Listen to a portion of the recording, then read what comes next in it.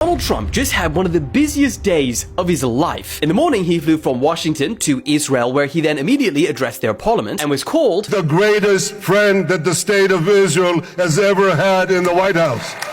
He was then interrupted by an MP who was shouting about Gaza genocide, but then was quickly rushed out of the room. That was very efficient. After all of this, he then got back on the plane and flew to Egypt for the final signing of the ceasefire deal, officially concluding the war after 2 years. The war is over. War is over.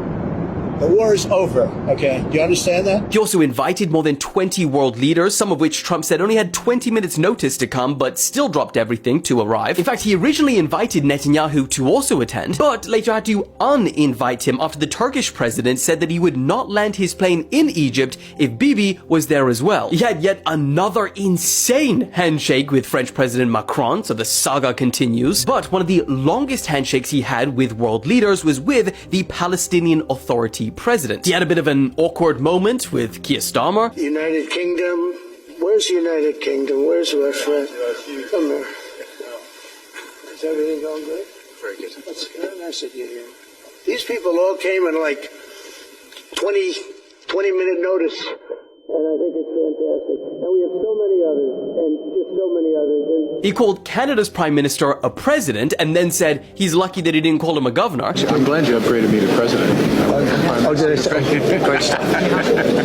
good. I started. He called Italy's Prime Minister beautiful. She's a beautiful young woman. Where is she? There she is. You don't mind being called beautiful, right? Because you are.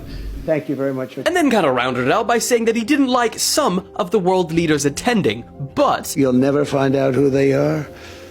Well, maybe you will, come to think of it. now after the deal was officially signed, even some of Trump's political opponents gave him credit, including Biden, Bill Clinton, and even shockingly, Hillary. Egypt awarded Trump with the Order of the Nile, which is the country's highest state honor. Jimmy Carter was the only other US president to receive it. Time magazine praised Trump, calling him a hero, and Trump responded by saying it was a great article, but they used the worst picture of all time. Trump concluded by saying that there is not going to be World War III and suggested that there will be peace in the Middle East. So the big question is, do you believe him, or is this situation still far from over?